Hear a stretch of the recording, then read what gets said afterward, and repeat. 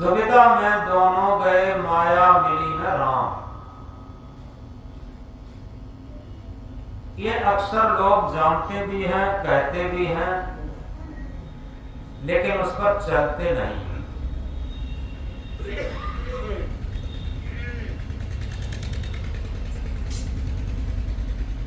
हंसा निर्मल होए घर आओ, दुविधा दूर करो। यानी हमारा मन हमेशा दुविधा में रहता। दुविधा का शाब्दिक अर्थ है दो विधाएं, दो रास्ते, दो कानून, दुविधा। तो ये मन हमेशा दुविधा में रहता, और जब तक दुविधा रहती है किसी भी क्षेत्र में हो, किसी भी काम में हो, तब तक हमें सफलता नहीं मिलती। अब इसमें समझना यह है, दुविधा में दोनों गए माया मिली न राम। सबसे पहले समझना है माया क्या।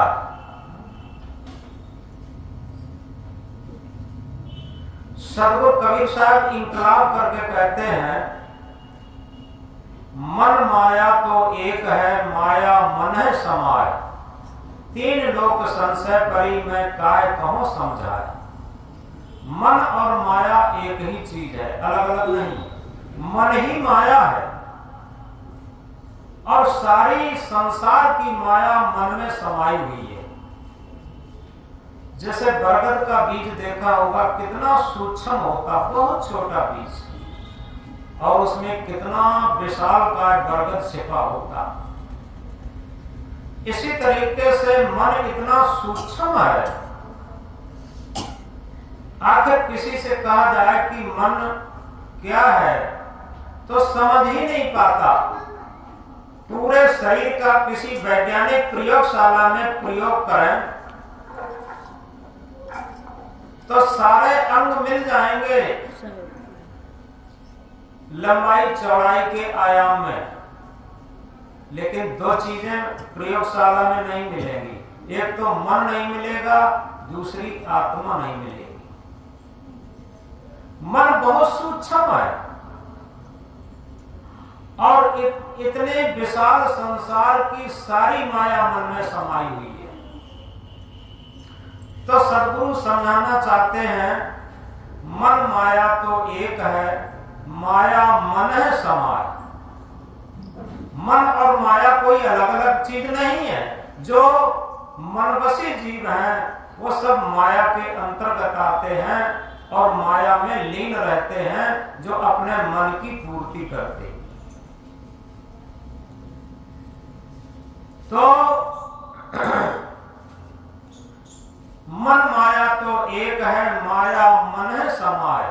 तीन लोक संशय करी, मैं काय कहूं समझाए। ये तीन लोक में संशय है।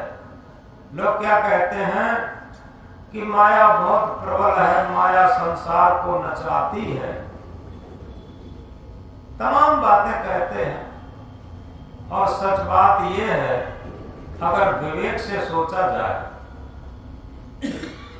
तो माया नाम की कोई एक चीज नहीं है। क्या कहा? माया माया सब कहें, माया लखे न कोई। जो मन से उतरे नहीं, माया कहिए सो। हम लोग माया माया रोज चिल्लाते हैं, लेकिन जहां हमारा मन आसक्त है, रात दिन जहां पर मन टिका हुआ है, वही माया। माया न धन होता, न स्त्री होती, और न कुछ होता। माया होती है मन की आसक्ति। जहां हमारे मन की आसक्ति है, वही माया हो जाती। तो इस तरीके से समझना यह है कि हम दुविधा में रहते पूरे जीवन, क्योंकि मन का सिद्धांत ही है दुविधा में रहना। कभी इधर कभी उधर, कभी धर्म के पथ पर, कभी अधर्म के पथ पर, कभी स्वार्थ के पथ पर, कभी निस्वार्थ के पथ पर। कभी सत्य के पथ पर, कभी असत्य के पथ पर।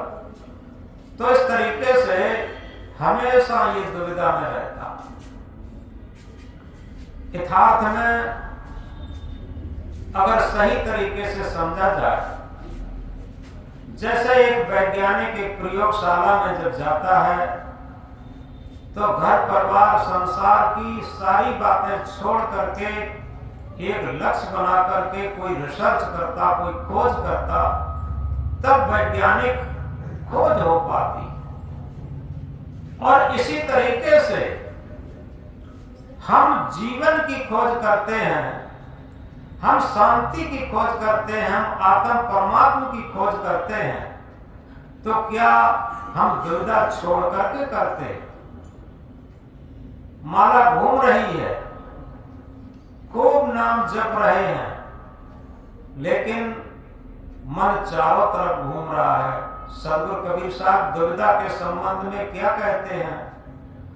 माला तो कर में फिरे, जीव फिरे मनमा, जीव फिरे मुखमाए, मनुआ तो 14 फिरे, ये सुमिरन है ना। माला तो खूब हाथ में घूम रही है, राम राम राम राम, कोई भी नाम, और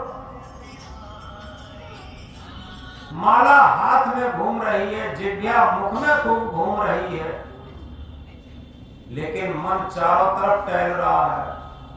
ये सुमिरन नहीं है। तो इसलिए सुमिरन तो उसे कहते हैं जहां हमारा तन और मन एक होकर के, ये कहा है तन राता मन जात है, मन राता तन जाए, तन मन एक हो रहा, हंस कबीर कहा है। जहां हमारा तन आसक्त है वहां मन भाग के जाएगा, और जहां मन आसक्त है तो तन भाग के जाएगा। लेकिन तन और मन एक आत्म पद पर स्थिर हो जाए, सत्य पद पर स्थिर हो जाए, तो वो हंस कबीर के नाम से कहा जाएगा। हंस कबीर क्या है? हंस कबीर जो है वो दुविधा में नहीं है, उसकी एक ही विधा है, उसे हंस कहते हैं। वो क्या है? हंस का अगर शाब्दिक अर्थ किया जाए अहम सा, यानी जिसकी हम कल्पना बाहर करते हैं वो हमारी आत्मा है। आत्मा ही हंस स्वरूप हो जाती है जब मन की गुलामी से, मन की दुविधा से हट करके सत्य के पथ पर चलना शुरू हो जाती है और सत्य के पथ की राही बन जाती है। तब ये आत्मा दुविधा से दूर होकर के और अपने वास्तविक घर पर स्थिर हो जाती, अपने वास्तविक शांत पथ पर, मुक्त पथ पर, कल्याण पथ पर स्थिर हो जाती। तो इसलिए इस दुविधा को हम सही तरीके से समझ करके और इससे हटने का प्रयास करें, और जब एक लक्ष्य हो जाएगा, एक उदाहरण से समझेंगे। एक जगह एक भक्तराज संकीर्तन कर रहे थे, ध्रुव तारे, मीरा तारी, प्रहलाद तारे, ब्रह्म मुझे भी तार दो। बड़े अच्छे तरीके से, बड़ी तांतुक से अपना संकीर्तन कर रहे थे। एक दूसरा भक्त जाता है, वहीं पर बैठ करके और उनसे विपरीत स्थिति में मोह करके वो अपना संकीर्तन शुरू करता। उसका संकीर्तन था नत्था सेठ की 9 थैली और नत्था सेठ की 9 थैली, नत्था सेठ की 9 थैली और नत्था सेठ की 9 थैली। आप लोग भी आश्चर्यचकित होंगे, ये कौन सा संकीर्तन? तो कोई नत्था नाम का सेठ रहा होगा पुराने जमाने में, जब बैंक और लॉकर्स नहीं थे, तब एक थैली मोहरें रहती थी, एक थैली का सेठ होता था। 2 थैली मोहरें रहती थी, 2 थैली का सेठ होता था। उस नत्था नाम के सेठ पर 9 थैली थी। तो वो भक्त दूसरा अपना संकीर्तन यही कह रहा था, नत्था सेठ की नौ थैली और नत्था सेठ की नौ थैली। पहले वाला भक्त जो संकीर्तन कर रहा था कि ध्रुव तारे, मीरा तारी, प्रहलाद तारे, गणका तारी, पर मुझे भी तार दो, वो नाराज हो गया, बहुत क्रोधित हो गया। एक अंग्रेजी के कोटेशन में कहा है, anger blows out the lamp of the mind, क्रोध मन के दीपक को बुझा देता। क्रोधावेश ने आकर के कहा कि उल्लू का पट्टा कहां से चला आया, हमारे भजन संकीर्तन में बाधा डाल दी आकर के। अरे कोई नत्था नाम का सेठ रहा होगा पुराने जमाने में, और उसके पास 9 थैली मोहरें रही होंगी, तू तब से चिल्लाए मरा जा रहा है, उसमें तेरे बाप का क्या है? तो वो भक्त नाराज नहीं हुआ जो नत्था सेठ की 9 थैली चिल्ला रहा था। वो क्या कहा कि भक्तराज आप बिल्कुल सही कहे, सटीक कहे, सत्य कहे। नत्था सेठ किसी जमाने में रहा होगा और उसके पास 9 थैली मोहरें रही होंगी, और उसमें मेरे बाप का क्या है? ये बहुत मोस्ट इंपॉर्टेंट बात है, बहुत अच्छी बात है, बहुत अच्छा सूत्र है। लेकिन एक बात तू बता, तू तब से चिल्लाए मरा जा रहा है कि ध्रुव तारे, मीरा तारी, प्रहलाद तारे, पर मुझे भी तार दो। अरे वो अपने जमाने में ध्रुव, मीरा, प्रहलाद रहे होंगे, उन्होंने अपने तरने के कर्तव्य किए होंगे, साधना की होगी, तपस्या की होगी, भजन किया होगा, और वो तरे होंगे, उसमें तेरे बाप का क्या है? तू चिल्लाए मरा जा रहा है। तो जो भक्त संकीर्तन कर रहा था, उसके माइंड की घड़ी घूम गई। बात उसने कहा, बात तो सही है, जब नत्था सेठ की 9 थैली में इसके बाप का नहीं है, तो आखिर हम चिल्लाए मरे जा रहे हैं कि ध्रुव तारे, मीरा तारी, प्रहलाद तारे, पर मुझे भी तार दो। आखिर ध्रुव, मीरा, प्रहलाद ने अपनी तपस्या, भजन, साधना की होगी और वो तरे होंगे, उसमें मेरे बाप का क्या? अब उसका माइंड स्थिर हुआ, अब उसका क्रोध दूर हुआ। उसने कहा, आपने बात तो बहुत अच्छी कही, बहुत सुंदर कही। तो ये कथा वहां की नहीं, वो यहीं की है। आज हम लड़े मरे जा रहे हैं कि हमारे बुद्ध ने ये कहा, हमारे महावीर ने ये कहा, और हमारे कबीर ने ये कहा, हमारे राम ने ये कहा, हमारे कृष्ण ने ये कहा, हमारे ईसा ने ये कहा, हमारे मोहम्मद ने ये कहा। यही तो सब चल रहा। अरे जब लोग किसी जमाने में आए, उन्होंने अपने सूत्र रखे और उन सूत्रों के अनुसार उन्होंने अपना आचरण, रहनी गहनी बनाई। आज हम विचार करें, आज हम क्या कर रहे हैं? आज कौन सा मेरा आचरण है, कैसा मेरा मन है, हम कितनी दुविधा में चल रहे हैं। वो सभी लोग एक लक्ष्य होकर के, अटूट होकर के अपने लक्ष्य को प्राप्त किए थे। तो इस तरीके से हमारे पोथी पत्रा में क्या लिखा है, अमुक की पोथी पत्रा में क्या लिखा है, इससे क्या लेना देना। सदगुरु कबीर साहब इंकलाब करके कहते हैं, पोथी पढ़ पढ़ जग मुआ, पंडित भयान कोई, 2.5 आखर प्रेम का पढ़े सो पढ़ ले। सारी पोथियां एक तरफ रख दी जाए, क्योंकि ये समय समय पर पोथी बनी, पुस्तकें बनी, आध्यात्मिक ग्रंथ बने, इन्होंने साधना की, वो उन्होंने अपनी बातें रखी, ये सब उधारी का सौदा है। सच्चा ज्ञान आज हम स्वयं साधना करेंगे, भजन करेंगे, भक्ति करेंगे, सेवा करेंगे। जब स्वयं करेंगे, उससे जो अनुभूतियां आएंगी वो सच्चा ज्ञान होगा। उसी को सेल्फ नॉलेज कहते हैं, उसी को आत्म ज्ञान कहते हैं। और इसीलिए कहा कबीर साहब ने, आत्म ज्ञान बिना नर भटके, कोई मथुरा कोई काशी। यथार्थ में आत्म ज्ञान के बिना ही सारे लोग भटक रहे हैं चारों तरफ, और अपनी मन की कमजोरी बस दुविधा में पड़े हुए हैं। इधर भी चल रहे, उधर भी चल रहे, लेकिन जब तक हम किसी मंजिल पर एक रस होकर के नहीं चलेंगे तब तक कोई भी मंजिल प्राप्त नहीं होती, किसी भी क्षेत्र की हो, चाहे वो भौतिक मंजिल हो, चाहे वो आध्यात्मिक मंजिल हो। तो इसलिए सदगुरु कबीर साहब इस मन की दुविधा के संबंध में बहुत कुछ कहते हैं। दिल का दर्पण दुविधा कोई, सो बैरागी पक्का हुई।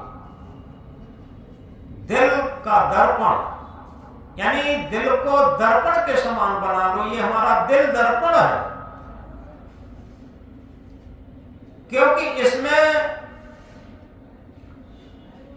हमारे दिल रूपी दर्पण में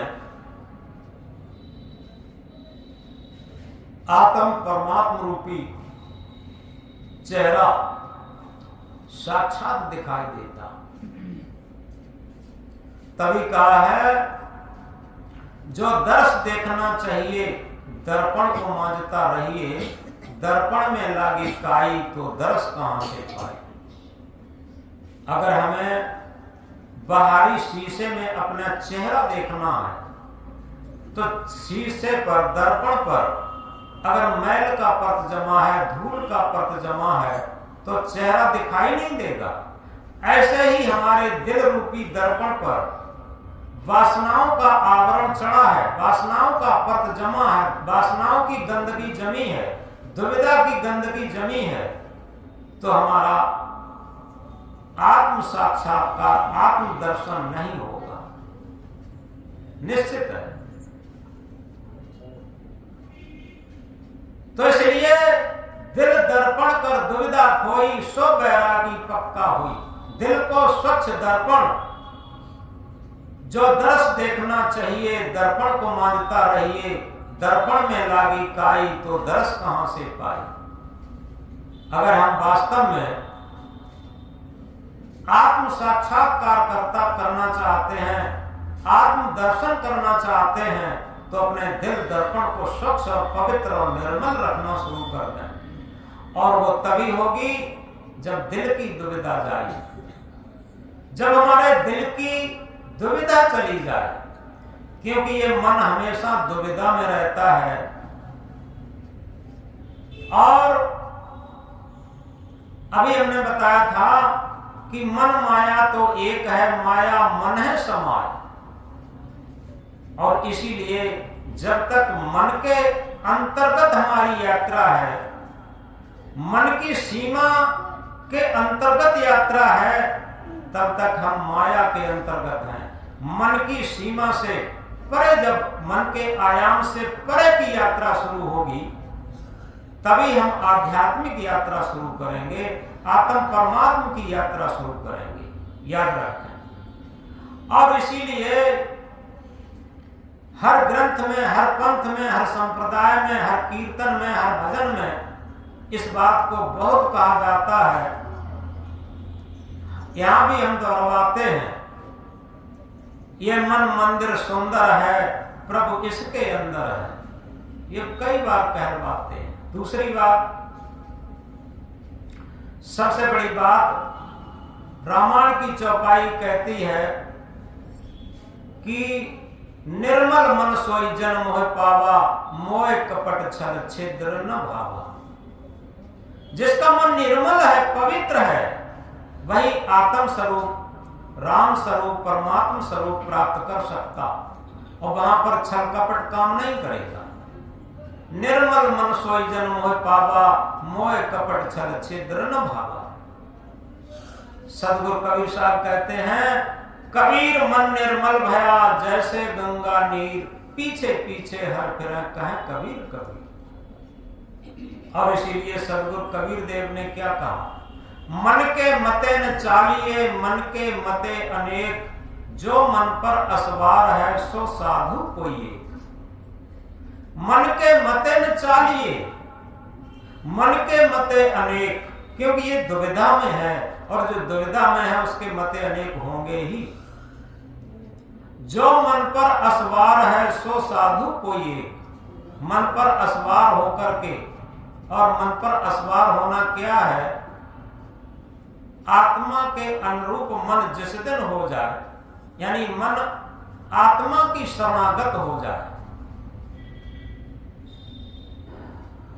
आत्मा रूपी गुरु की शरण में पूर्णतया समर्पण मन दे दे, और उसी दिन उसकी आध्यात्मिक यात्रा शुरू हो जाएगी। लेकिन मन समर्पण का देता, मन तो बहुत अहंकार में रहता, मन तो एक ऐसा चेला है आत्मा रूपी गुरु का। एक कहानी बड़ी मार्मिक है और उसमें हंसी भी है और सत्यता भी है, दोनों चीजें। एक गुरुजी थे, अपनी कुटिया आश्रम पर रहते थे। उनका एक चेला था, उसका नाम था रमैया। एक दिन शाम के टाइम जब लेट गए थे गुरु और चेला, तो गुरुजी ने आवाज लगाई, रमैया। चेला क्या कहता, अरे दैया। तो गुरुजी ने कहा, अरे दैया क्यों करता? अरे गुरुजी आप कुछ काम बताओगे, कुछ न कुछ काम जरूर बताओगे, हमें मालूम है। तो गुरुजी ने कहा कि काम कुछ नहीं है, काम ये है कि पुराना जमाना था, डिब्बी जल रही थी। पहले मिट्टी के तेल की दीपक जलता था, उसे डिब्बी बोलते थे, कि डिब्बी जल रही है, उसे बुझा दे। रमैया ने कहा, गुरुजी रजाई में मुंह ढांक लो, मानो बुझ गई। वो नहीं उठा। इसके बाद गुरुजी ने दोबारा आवाज लगाई, रमैया। वो कहता, अरे दैया। गुरुजी ने कहा, फिर अरे दैया कर दी। गुरुजी कुछ न कुछ काम फिर बताओगे? गुरुजी कहते हैं, अभी काम तो कुछ नहीं किया, कि ऐसा कर, बाहर देख, हमें लगता है कि बूंद पड़ रही, और कोई चीज ऐसी हो भीगने वाली, उसे उठा ले। उसने क्या काम किया, एक कुतिया को बुलाया तू करके अपनी भाषा में, और ये कहा, गुरुजी चुपचाप पड़े रहो, बूंद नहीं पड़ रही थी। तूने पड़े पड़े कैसे जान लिया? एक बाहर से कुतिया आई, उसके पीठ पर हाथ फेरा तो वो सूखी थी, अगर बूंद पड़ते तो भीगी होती। अब गुरुजी ने तिवारा कहा, रमैया। फिर कहता वो, अरे दैया। गुरुजी ने कहा, फिर अरे दैया कर दी। कि वो कहता, गुरुजी पता नहीं कितने काम बताओगे, सोने दोगे कि नहीं सोने दोगे? गुरुजी ने कहा, अब कुछ काम नहीं है, कि हम एक जगह गए थे, वो कमंडल में 4-5 लड्डू हैं, वो खा ले। हाँ गुरुजी, ये तो काम सही है। बस उठा, तुरंत कमंडल में से लड्डू निकाले और बड़े चाव से खा लिए। ये बात बड़ी हंसी में समझने की आती है, लेकिन ओरिजिनल है। ये आत्मा रूपी गुरु का ये मन एक ऐसा रमैया चेला है जो बिल्कुल बात नहीं मानता और हरदम अपने स्वार्थ की चलाना सोचता।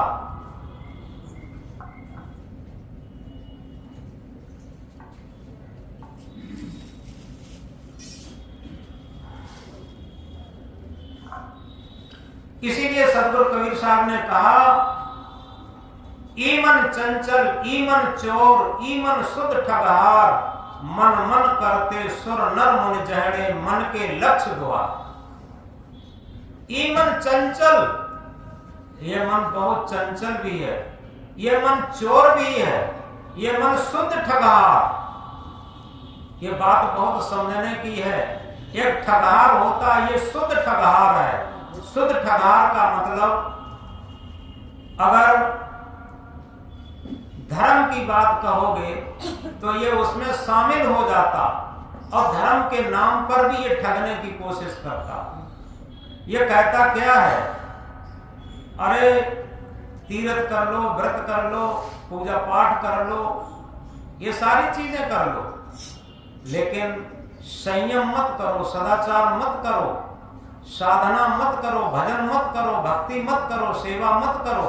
जो ओरिजिनल चीजें हैं उनसे हटा करके और औपचारिकताएं जो हैं उनकी तरफ लगा देता। जितनी भी साधना के नाम पर औपचारिकताएं हैं उनमें लगा देना ये शुद्ध ठगहार है और अपने को मान लेना हम बहुत धार्मिक हैं। और इसीलिए इसके अंदर अहंकार भी आ जाता। दो ही चीजें साधक के लिए, भक्त के लिए बाधक हैं, एक तो दुविधा और दूसरा अहंकार। यथार्थ में कुछ औपचारिकता कर ली, तीर्थ कर लिया, व्रत कर लिया, पूजा पाठ कर लिया, यज्ञ हवन कर लिया, ये सब करने के बाद क्या लगता है कि हम धार्मिक हो गए। ऐसा कुछ नहीं, ये सब केवल धर्म के नाम पर औपचारिकताएं हैं। सच्चा धर्म अपने अंदर से प्रस्फुटित होता, बाहर से धर्म थोपा ही नहीं जा सकता।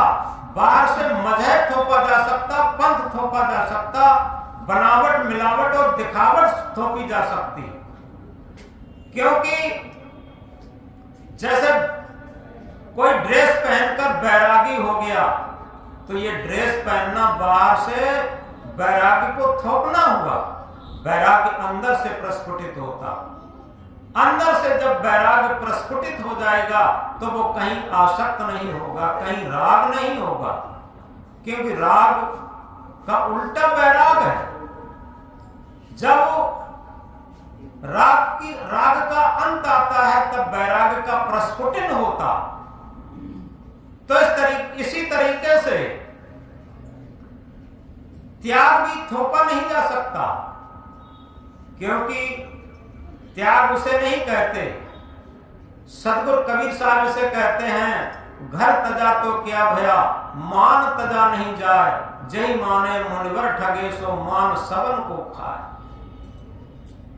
कोई घर गृहस्थी छोड़कर चला गया, लेकिन जहां रहता है वहां घर गृहस्थी जैसी मोह माया बना ली।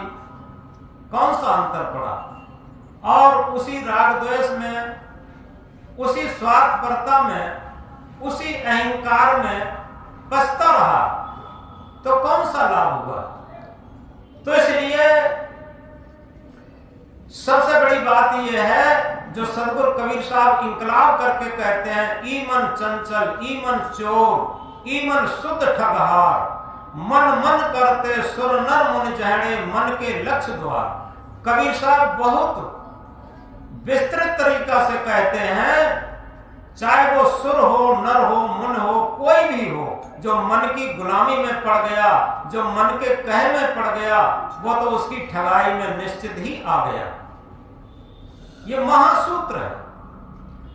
तो मन की ठगाई से बचने के लिए क्या कहते हैं सदगुरु? यथार्थ में इससे कैसे बचा जाए? तो एक ही बात है कि हमारे अंदर प्रार्थना प्रकट हो जाए। अब प्रार्थना क्या है? प्रार्थना यह है, सब जानते हैं,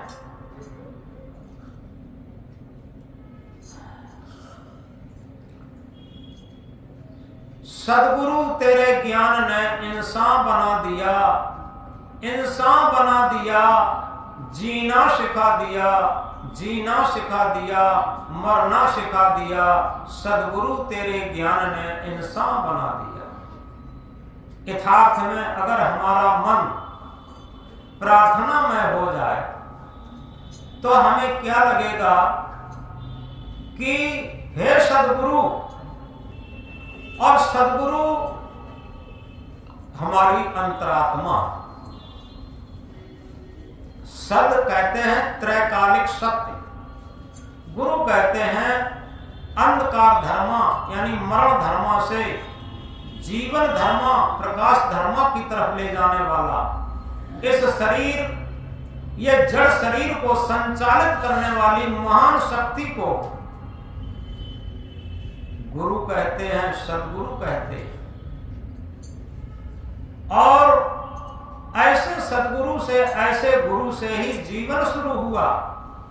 और उस गुरु की हम जीवन भर बिल्कुल नहीं मानते, केवल मन की गुलामी में चलते हैं, इंद्रियों की गुलामी में चलते हैं, शरीर की गुलामी में चलते हैं, इसी जीवन में बिता देते हैं और बहुत अहंकार करते हैं इसमें।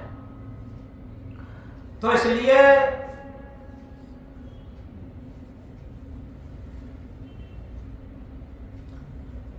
हमारे अंदर अगर प्रार्थना शुरू हो जाए, प्रार्थना का आशय यही होता है हमारे अंदर विनम्रता आ जाए, लघुता आ जाए और हमें लगे मेरा मुझ में कुछ नहीं, जो कुछ है सो तेरा और तेरा तुझको सौंपते क्या लागत है मेरा। ये प्रार्थना, ये सच्ची प्रार्थना, मेरा मुझ में कुछ नहीं। यथार्थ में जब जन्म होता है बच्चे का, आपने देखा होगा बच्चा बिल्कुल असमर्थ होता, वहां बच्चा कुछ नहीं कर पाता। दाई से लेकर मां से लेकर ये सब उसे सब सेवा करते हैं, सेवा करते करते धीरे धीरे बड़ा करते हैं और बड़ा करने के बाद धीरे धीरे वो सब सहायता लेते लेते पूरे जीवन प्रकृति की सहायता, सबसे पहले मां की सहायता, प्रकृति की सहायता और समाज की सहायता, इनकी सहायता करते करते और इसके बाद कुछ धन पैसा इकट्ठा कर लेता है, महल मकान बना लेता है, फिर छाती ठोंकता ये मैंने किया, ये मैंने किया, ये मैंने किया, ये मैंने किया। आज का विचार भी लिखा है इसी पर। दुनिया में दो चीजें सबसे बड़ा बंधन है और यही बाद में चल के सबसे बड़ा दुख का कारण बनता। जितना जो दुविधा में होगा और जितना जो अहंकार में होगा, दुविधा और अहंकार दोनों पतन का कारण है, दोनों दुख का कारण है, दोनों पश्चाताप का कारण है। बाद में केवल पश्चाताप उससे ज्यादा होगा। और जो इस प्रार्थना के अनुसार जीवन चलाएगा अपना, मेरा मुझ में कुछ नहीं, जो कुछ है सो तेरा, तेरा तुझको सौंपते क्या लागत है मोरा। यथार्थ में सही तरीके से समझा जाए, इस आत्मा के बिना हमारा जीवन में कुछ हो ही नहीं सकता। जिसे एक चौपाई में कहते हैं, तेरी सत्ता के बिना हे प्रभु मंगल मूल, पत्ता तक हिलता नहीं, खिले न एक फूल। इसके लोग शाब्दिक अर्थ में कह देते हैं, परमात्मा की सत्ता के बिना न एक पत्ता हिल सकता, न फूल खिल सकता। यथार्थ में अगर सही तरीके से देखा जाए, ये आध्यात्म है। क्योंकि परमात्मा भौतिक क्षेत्र की अगर बात विचार की जाए, कोई भी परमात्मा, कोई भी ईश्वर, कोई भी खुदा गॉड, कोई भी सच्चा इंसान, कोई सज्जन, कोई संत पुरुष, कोई भक्त पुरुष ये नहीं चाहेगा कि जितने भी गलत कार्य हो रहे हैं, चोरी, हिंसा, व्यभिचार, बताओ कौन सा परमात्मा इसकी आर्डर देगा। लेकिन रात दिन हो रहे, सारे न्यूज, सारे पेपर भरे हैं, कैसे नहीं पत्ता हिलता। सारे आतंक, सारे चोरी, सारे मिलावटबाजी, घोटालाबाजी, जो खाद्य पदार्थ है उनमें कितनी मिलावट आज हो रही है, कैसे पत्ता नहीं हिलता बताओ। तो इस तरीके से इसका जो आध्यात्मिक अर्थ है, तेरी सत्ता के बिना हे प्रभु मंगल मूल। मंगल मूल हमारे जीवन को मंगलमय विधान के अंतर्गत लाने वाली जो मूल चीज है वो आत्मा है, वही सत्य सत्ता है। और उस सत्ता से ही हमारा जीवन संचालित होता। वो सत्ता न हो तो हमारे जीवन, हमारे शरीर का कोई भी अंग नहीं हिल सकता, कोई भी परमाणु काम नहीं कर सकता शरीर का, जब तक इसके अंदर सत्य सत्ता नहीं है। तो इसका आध्यात्मिक और वास्तविक अर्थ है, जो आत्म देव है, सुप्रीम पावर है, सत्य सत्ता है, आत्म सत्ता है, उस सत्ता के बिना इस शरीर का कोई भी अंग नहीं हिल सकता, कोई भी अवयव नहीं हिल सकता और एक परमाणु भी काम नहीं कर सकता जब तक उसकी सत्ता नहीं होगी। तो तेरी सत्ता के बिना हे प्रभु मंगल मूल, पत्ता तक हिलता नहीं, खिले न एक फूल। यथार्थ में इसका भी आध्यात्मिक अर्थ है। फूल खिलने का अर्थ इसमें है, जैसे फुलवारी में फूल खिलती है अगर आत्मा के तल पर यह जीवन जीना शुरू हो जाए तो हमारे अंदर भक्ति के फूल, सद्गुणों के फूल खिलना शुरू हो जाएंगे। क्योंकि जो सद्गुणों के फूल होते हैं वो बहुत महत्वपूर्ण होते हैं।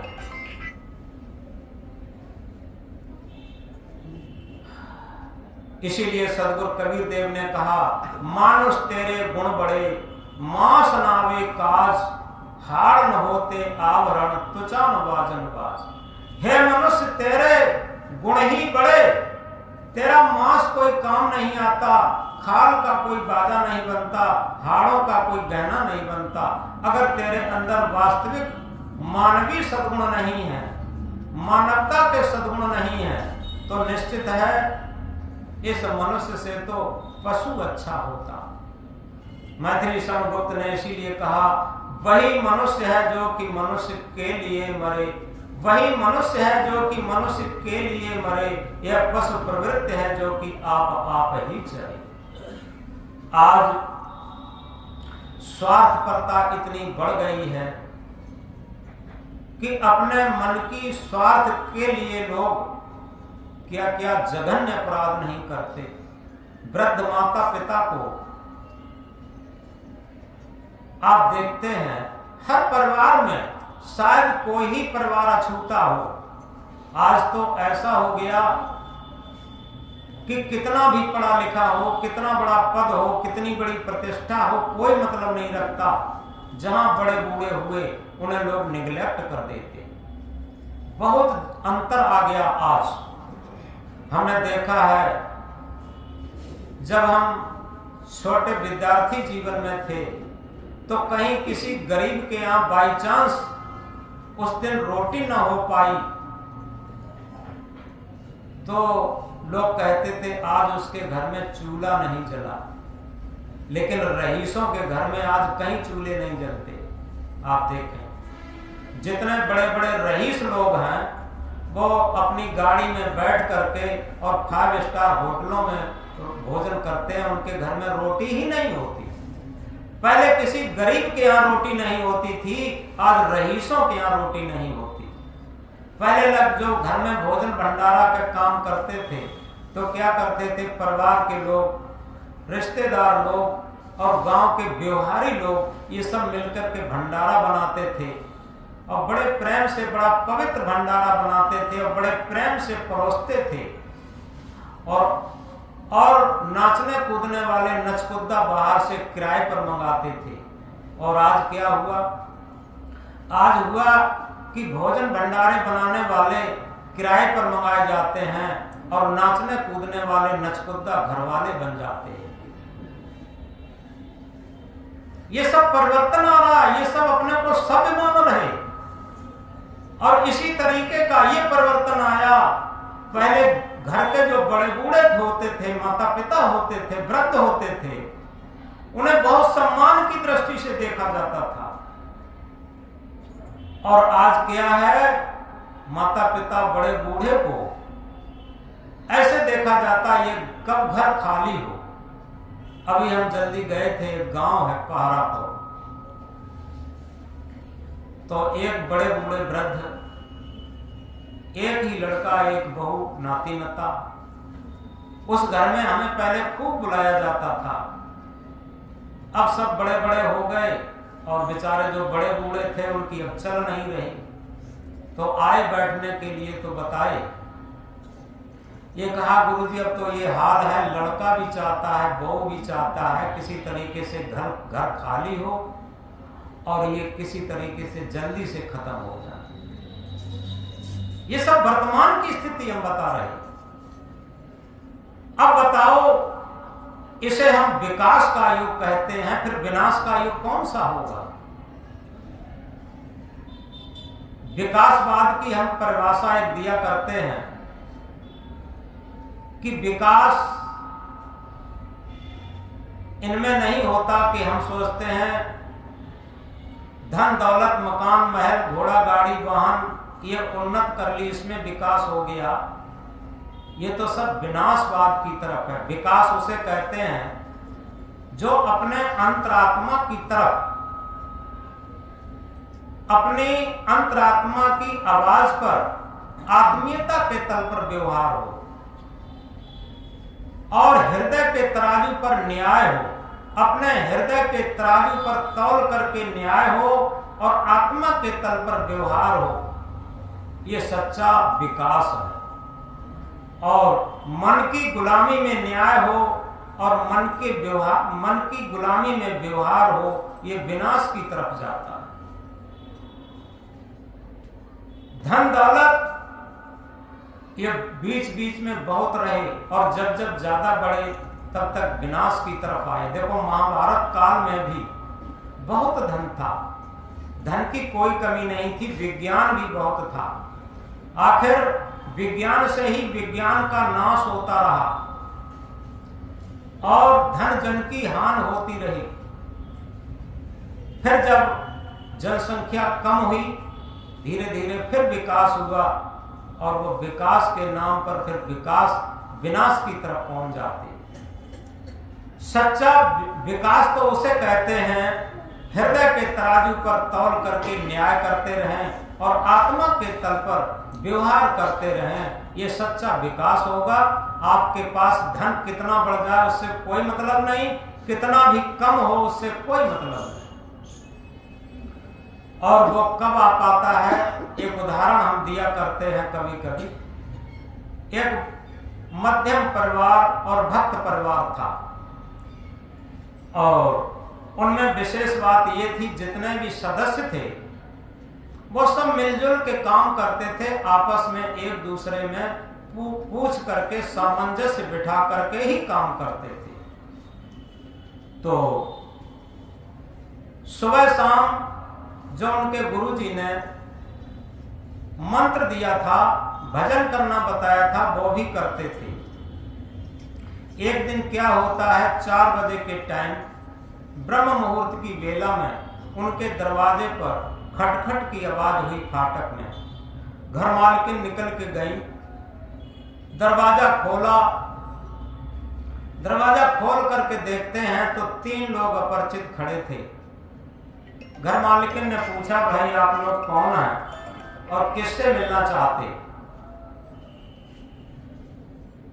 तो उन लोगों ने कहा, हम लोगों का परिचय है, आगे हैं लक्ष्मी जी।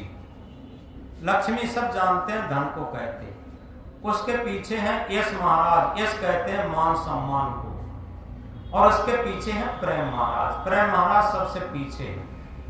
हम तीनों लोग आए हैं आप लोगों की भक्ति पर खुश होकर के, लेकिन शर्त एक है, तीनों में से एक ही आपके घर में रहना चाहते, बताओ किसे ले आए? तो घर मालकिन ने ये कहा कि भाई आप लोग 2 मिनट इंतजार करेंगे, प्रतीक्षा करेंगे, आप लोगों से निवेदन है, क्योंकि हम लोगों की विशेष बात यह है, हम लोग आपस में कोई सलाह मशवरा विचार विमर्श करके ही कोई काम आगे बढ़ाते हैं, और इसलिए अभी हम अपने मालिक साहब और घर वालों से पूछ करके आपको बताएंगे कि किसे लाना चाहते हैं। तो इस तरीके से घर मालकिन जाती हैं, अपने मालिक साहब से घर वालों से सलाह किया कि अपन लोगों की भक्ति पर खुश होकर के अपने दरवाजे पर 3 लोग खड़े हैं, आगे लक्ष्मी जी हैं, इसके पीछे यश महाराज हैं, इसके पीछे प्रेम महाराज हैं, और उनकी शर्त ये है, ये कहते हैं कि तीनों में से एक ही आपके घर में आना चाहते हैं, बताओ किसे ले आए? तो घर मालिक बहुत बुद्धिमान थे, उन्होंने क्या कहा कि ऐसा करो, लक्ष्मी को तो रहने दो। लक्ष्मी तो बहुत लोगों के पास थी, सुना है रावण के पास बहुत लक्ष्मी थी, सोने की लंका थी, और 4 वेदों का ज्ञाता था, ज्ञानी भी बहुत था, लेकिन उसे अहंकार बहुत था, और अहंकार के कारण उसका पतन हुआ, सारी लंका का पतन हुआ, सारे परिवार का पतन हुआ, उसका भी पतन हुआ। और दुर्योधन के पास बहुत धन था, श्री कृष्ण शांत दूत बन करके गए और ये कहा कि पांडवों को केवल 5 गांव दे दो और तुम राज करो, शासन करो। दुर्योधन ने मारे अहंकार के श्री कृष्ण के सामने ये कहा कि बिना लड़े सुई के नोक के बराबर नहीं दे सकते। और उसका परिणाम ये हुआ उसी अहंकार का कि सब तहस नहस हो गए, सारी जनता, बहुत खून खराबा हुआ, सब नष्ट नाबूद हो गए। कंस के पास बहुत धन था, बहुत अहंकार था। इतिहास भरा पड़ा है, औरंगजेब, मोहम्मद गोरी, नादिर शाह, चंगेज खां, बड़े बड़े राजा महाराजा आए, बड़े बड़े छत्रपति सम्राट आए, बहुत धन था, बहुत अहंकार था। इसलिए लक्ष्मी को तो रहने दो और कहा कि यश को भी रहने दो, क्योंकि उतनी योग्यता है नहीं, रहनी गहनी है नहीं, आचरण है नहीं, और अगर ज्यादा तारीफ कर दी जाए तो मान सम्मान में अहंकार आ जाता और अहंकारी का पतन निश्चित है। तो इसलिए यश को भी रहने दो। ऐसा करो, अपने घर में प्रेम को ले आओ। अगर अपने घर में प्रेम रहेगा तो हम लोग चटनी से रोटी खा लेंगे, लेकिन स्वर्ग रहेगा। जाओ, अपने घर में प्रेम को ले आओ। पत्नी जाती हैं, घर मालकिन जाती हैं और हाथ जोड़ करके निवेदन करती हैं, हमारी घर वालों की सलाह हुई है कि हमारे घर में प्रेम जी आ जाए। उन्होंने कहा चलो प्रेम आ रहे। घर मालकिन आगे आगे जाती हैं, एक कुर्सी डालती हैं प्रेम के लिए। पीछे मुड़ के देखा तो तीनों लोग उपस्थित थे। 2 कुर्सियां और बढ़ाई और तीनों लोगों को बिठाया। प्रेम से तीनों लोगों को जलपान कराया, इसके बाद भोजन कराया। भोजन कराने के उपरांत दोनों हाथ जोड़ करके निवेदन किया कि महाराज लोगों, अभी तो आप लोग कहते थे तीनों में से एक ही आएंगे आपके घर में, और अब तो आप तीनों लोग आ गए, इसका कारण क्या है? तो लोगों ने कहा कि दरअसल में आप लोग भक्ति में तो होशियार हैं, लेकिन आप लोग बुद्धि में भी बहुत होशियार हैं। अगर आप लक्ष्मी को मांगते तो लक्ष्मी अकेली आती, अगर आप यश को मांगते तो यश अकेला आता। आपने प्रेम को मांग लिया। जहां प्रेम रहेगा वहां लक्ष्मी को तो रहना पड़ेगा, और जहां प्रेम और लक्ष्मी रहेंगे वहां यश को तो अपने आप रहना पड़ेगा। अब आपके घर में तीनों को रहना पड़ेगा। तो ये कहा है, जिस घर में एक दूजे की बात जाए मानी, जिस घर में एक दूजे की बात जाए मानी, उस घर ना आए कभी कोई परेशानी। यथार्थ में जिस घर में एक दूसरे की बात मानी जाती है, उस घर में कोई परेशानी नहीं आती। अब लेकिन आज कहां एक दूसरे की बात मानते? आज तो सबके सब रमैया चेला बनना चाहते। स्वार्थ की बात है तो मान लेंगे, लेकिन सेवा की बात है तो नहीं मानेंगे। संयम सदाचार की बात है तो नहीं मानेंगे। और जितनी संयम सदाचार की बात है, सेवा की बात है, ये सारी बातें मानकर चला जाए, अपने मन की भले ही घटी हो जाए, तो आध्यात्मिक मार्ग भी बनेगा, परमार्थ मार्ग भी बनेगा, भक्ति का मार्ग भी बनेगा, और आत्म परमात्मा का मार्ग भी बनेगा। तो इस तरीके से यथार्थ में अगर सही तरीके से समझा जाए तो हमारे जीवन जीने में ये 2 बड़ी बड़ी बाधाएं हैं। एक सबसे बड़ी बात दुविधा की है, और दूसरी बात अहंकार की है। इसीलिए कहा, हंसा निर्मल होए घर आओ, दुविधा दूर करो। हे हंसा, हे जीव, ये सारी दुविधाएं सब दूर कर दो, मन की गुलामी छोड़ दो। क्योंकि भक्ति तभी हो पाती है जब मन की गुलामी छोड़ी जाती। स्वस्वरूप अनुसंधानम भक्तिर अवधीयते।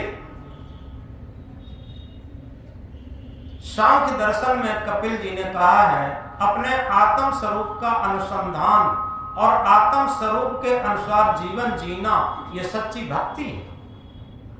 अपनी आत्मा की आवाज को जो अवहेलना कर देता, वो माता पिता की बात की अवहेलना कर देता, संत गुरु की बात की अवहेलना कर देता। याद रखिए, जो अपनी आत्मा की आवाज को मान के चलता, वो मन की गुलामी में नहीं चलता, इंद्रियों की गुलामी में नहीं चलता, वो माता पिता की भी बात मानेगा, संत गुरु की भी बात मानेगा। तो इस तरीके से सबसे बड़ी दुविधा यही है, क्या हम योग्य हैं, पढ़े लिखे हैं, ज्ञान की बातों को जानते हैं, हम अपनी आत्मा की आवाज को महत्व देते हैं कि नहीं देते। बस मन की गुलामी को नकारते हैं कि नहीं नकारते, इतना विचार करना चाहिए। और जो केवल मन की गुलामी को ही अपना जीवन जीना मानते हैं, बाद में उन्हें बहुत पश्चाताप करना पड़ता, बहुत रोना पड़ता। ये नियम की बात है, ये अकाट्य आध्यात्म विज्ञान का सूत्र है। तो इसलिए इस बात को बहुत गहराई से समझा जाए कि सबसे पहले हम दुविधा को छोड़ें और इसके बाद अहंकार को छोड़ें। जो दुविधा में रहेगा वो अहंकार में जरूर रहेगा, और जो अहंकार में रहेगा वो दुविधा में जरूर रहेगा। ये दोनों साथ साथ चलते हैं, और जिसकी दुविधा छूट जाती उसका अहंकार भी छूट जाता, जिसका अहंकार छूट जाता उसकी दुविधा भी छूट जाती। और इसके लिए हमने वही बताया था, ये प्रार्थना है कि मेरा मुझ में कुछ नहीं, जो कुछ है सो तेरा, तेरा तुझको सौंपते क्या लागत है मेरा। यथार्थ में अगर इस बात को गहराई से समझा जाए, गृहस्थी में है, वहां ये कहें भाई हमारी कुछ नहीं, सब हमारे माता पिता की कृपा है, सब हमारी सास ससुर की कृपा है। अगर इस बात को कहना शुरू कर दें, अंदर से मानना शुरू कर दें, तो दुविधा खत्म होने लगी, मन की गुलामी खत्म होने लगी, और आत्मा के तल पर जीवन चलने लगा। और आध्यात्म क्षेत्र में है, सब हमारे सद्गुरु की कृपा है। और तभी कहा है, सद्गुरु तेरे ज्ञान ने इंसान बना दिया, इंसान बना दिया, जीना सिखा दिया, जीना सिखा दिया, मरना सिखा दिया। सद्गुरु तेरे ज्ञान ने इंसान बना दिया। यथार्थ में सच्चे सद्गुरु का ज्ञान हमें सच्चा इंसान बनाता है, और जब सच्चे इंसान बन जाते हैं तो हमें जीना आ जाता। क्योंकि मनुष्य का बच्चा मनुष्य होकर के जन्म तो ले लेता है, लेकिन मनुष्य होकर के जी नहीं पाता। जब मनुष्य होकर के जी नहीं पाता तो मनुष्य होकर के मर नहीं पाता, और जब मनुष्य होकर के मर नहीं पाता तो केवल पश्चाताप में उसका जीवन जाता। सदगुरु कबीर साहब ने इंकलाब करके कहा है, कबीर जब हम पैदा हुए जगत हंसा हम रोए, ऐसी करनी कर चलो हम हंसे जग रोए। बच्चा जब जन्म लेता है तो समाज खुशी मनाता, लेकिन बच्चा रोता है। मनुष्य का ही एक ऐसा बच्चा है जो रोते रोते जन्म लेता, शिकायत करते करते जीवन व्यतीत करता, और पश्चाताप के टप टप आंसू गिराते हुए चला जाता। मनुष्य के अलावा जो मनुष्य बहुत ज्ञानी बनता है, बहुत अहंकारी बनता है, उसका यही हाल रहता, रोते रोते जन्म लेता, शिकायत करते करते जीवन व्यतीत करता, और पश्चाताप के टप टप आंसू गिराते हुए चला जाता। मनुष्य के अलावा कोई भी पशु, कोई भी पक्षी रोते रोते जन्म नहीं लेता। आपने देखा, कोई भी पशु, कोई भी पक्षी रोते रोते जन्म नहीं लेता, शिकायत करते करते जीवन नहीं व्यतीत करता, और पश्चाताप के टप टप आंसू गिराते हुए नहीं जाता। मनुष्य जो सृष्टि का श्रमोर प्राणी है, वही रोते रोते जन्म लेता है और शिकायत करते करते जीवन व्यतीत करता। इसलिए सदगुरु ने कहा है, जीना ऐसा जीना हो, जीना कोई तड़पाए तू, मरना ऐसा मरना हो, मरकर फिर ना आए तू। मेरे जीने का ऐसा ढंग आ जाए, मुझसे न कोई तंग आ जाए। आखिर कभी विचार करके देखा कि हम दूसरे की भावनाओं को ठेस करके अपनी मन की पूर्ति करते हैं। अब जब दूसरे की भावनाओं को, सत्य की भावनाओं को ठेस लगा करके अपने मन की पूर्ति करेंगे तो उसके अंदर अपने आप उसके संस्कार खराब हो जाएंगे। ये नियम की बात है, प्राकृतिक विधान है। इसलिए हमारे जीने का ढंग ऐसा आ जाए, हमसे न कोई तंग आ जाए। हमारे जीने का ढंग इस तरीके का हो कि हम किसी को तंग न करें, किसी को दुखी न करें, और किसी सत्य आत्मा को तो कभी भी न दुखी करें। जो किसी सत्य आत्मा को दुखी करता है, ये बुद्ध ने भी धम्मपद में कहा है, उसका 20 गुना होकर के उसे लगता है। ये स्वाभाविक नियम है। तो इस प्रकार बनावट, मिलावट, दिखावट से हट करके हमें सहज जीवन की तरफ आना है, जहां बनावट ना हो, मिलावट ना हो, दिखावट ना हो, एक सहज जीवन हो। सहज जीवन जिसने पाई सहज जीवन की झलक, उसकी मिट गई सकल संसार पाने की ललक। जिसने सहज जीवन की झलक को पा लिया, जितना सहज जीवन हो, सरल जीवन हो, सुगम जीवन हो, सहज जीवन उसे कहते हैं जिसमें बनावट, मिलावट और दिखावट न हो, जिसमें दुविधा और अहंकार न हो, केवल हृदय के तराजू पर जीवन जिया जाता हो, उसे सहज जीवन कहते हैं। तो जितना हमारा सहज जीवन होता जाए, सरल जीवन होता जाए, ज्यों का त्यों जीवन होता जाए, उतना ही मन की गुलामी छूटती जाएगी। और जितनी मन की गुलामी छूटती जाएगी, उतना ही दुविधा और अहंकार छूटता जाएगा।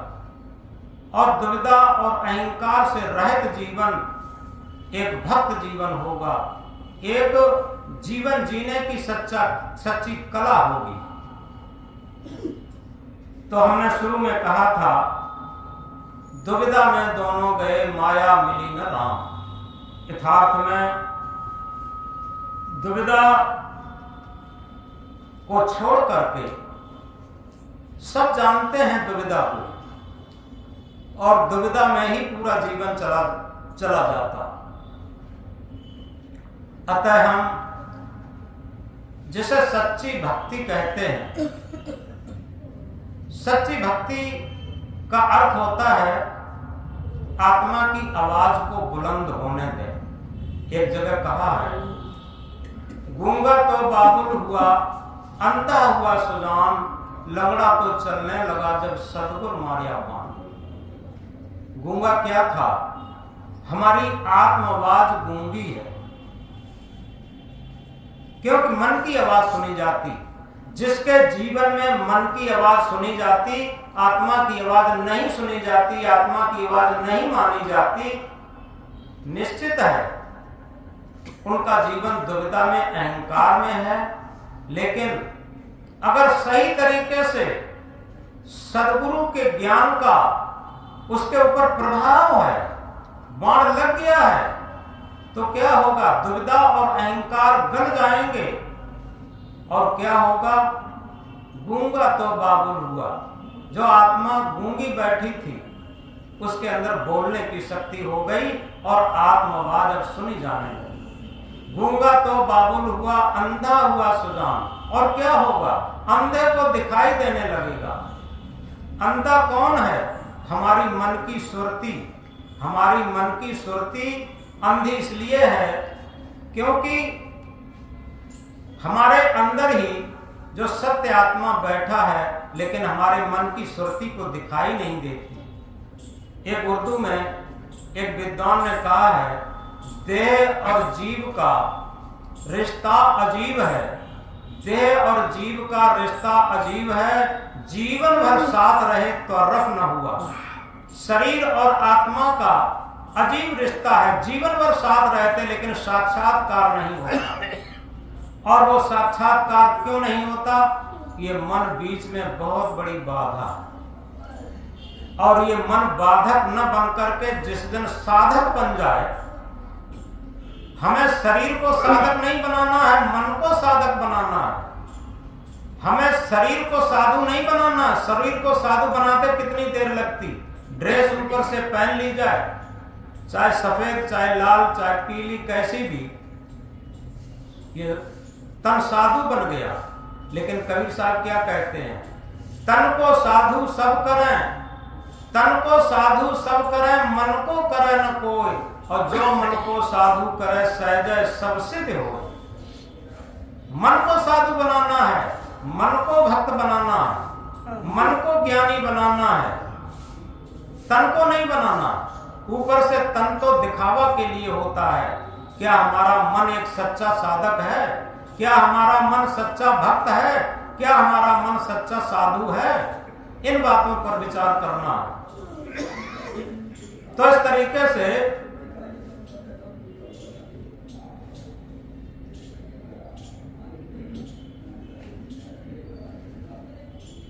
तन को साधु सब करे, मन को करे न कोई। जो मन को साधु करे सहज सब सिद्ध हो, सारी सिद्ध हो जाएगी। और इसीलिए हम अपने जीवन में केवल मन को सुधारने का काम करें। और तभी ये बात बार बार दोहराया करते हैं हम, फिर अंत में दोहरा दें। ये मन मंदिर सुंदर है, प्रभु इसके अंदर है।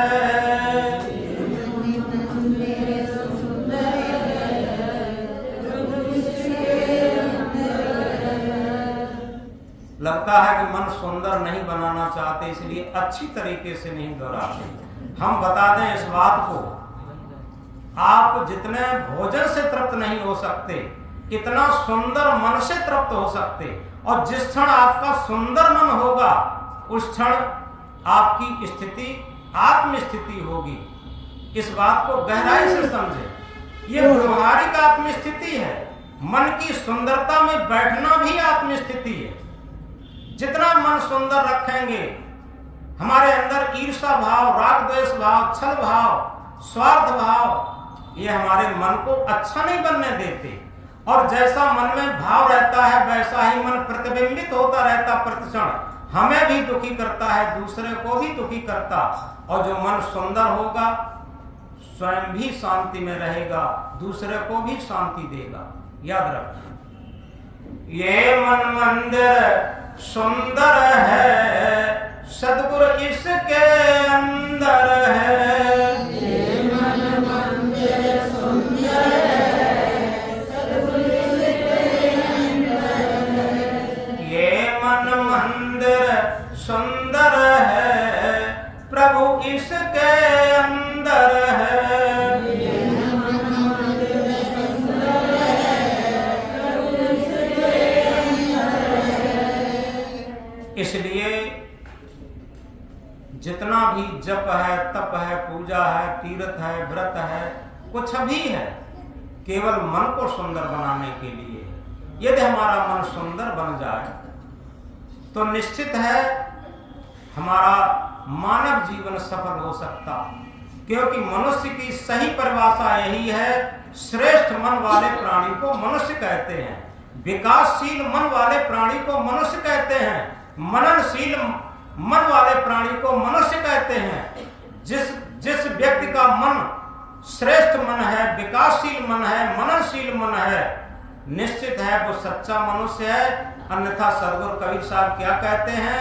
मानुष केरी खोलरी खोड़ा फिरत है बैल। मनुष्य का खोल जरूर है, लेकिन उसके पीछे अंदर पशुत्व भरा है, यानी मन की स्वार्थपरता, मन की गुलामी, इंद्रियों की गुलामी, ये पशुत्व है। तो इस तरीके से आज का सत्संग इन पंक्तियों पर आधारित था। दुविधा में दोनों गए, माया मिली न राम। यथार्थ में हम दुविधा को छोड़ करके एक विधा पर चलें, और वो विधा है आत्म विधा, आत्मा का कानून, आत्मा की आवाज। आत्मा की आवाज के अनुरूप जीवन बनाना, यह भक्त का जीवन है, ये साधक का जीवन है, ये साधु का जीवन है, ये परम मुक्त कल्याण में जीवन है, शांत में जीवन है। तो इस प्रकार हम अपने जीवन में इन बातों को समझते हुए और वर्तमान जीवन को सुधारने का कोशिश करें, क्योंकि वो कहते हैं जो बीत गया वो सपना है, वो मुर्दा है। जो बीत गया वो मुर्दा है, आने वाला सपना है, जिसमें हम बंधन काटें वो वर्तमान समय अपना। जो बीत गया फिर उसका नहीं ठिकाना, वो मोक्ष मार्गी समझ संभल के जाना। हम पश्चाताप करें कि पीछे क्या हुआ, कुछ जरूरत नहीं है। केवल आज हम वर्तमान में अटेंशन पोजीशन में आ जाएं, सावधान स्थिति में आ जाएं, और जब आज हम सुधर के चलेंगे, सावधान स्थिति में चलेंगे, दुविधा को दूर करके चलेंगे, अहंकार को दूर करके चलेंगे, तो हमारा निश्चल निष्कपट निर्द्वंद निर्विकारी जीवन होगा। और जब निश्चल निर्द्वंद निर्विकारी जीवन होगा तो हमारा मन निर्मल होगा, और निर्मल जीवन ही जो आत्म परमात्म स्वरूप की स्थिति का जीवन होगा, कल्याण धाम का जीवन होगा। तो इन्हीं बातों के साथ आज बात को विराम देते हैं, और अगला कार्यक्रम शायद 26 जनवरी रविवार को ही पड़ रही है। 26 जनवरी रविवार की है, और सभी लोग जल्दी आने की कोशिश करें और जल्दी प्रोग्राम खत्म होगा। अपना प्रोग्राम 10 बजे ठीक शुरू हो जाएगा। 10 बजे प्रोग्राम शुरू हो जाएगा और करीब 1 बजे छुट्टी हो जाएगी। तो इस तरीके से 26 जनवरी को सभी लोग आएं, और 10 बजे शुरू होगा और 1 बजे बंद होगा। बोलो सदगुरु कबीर साहब की।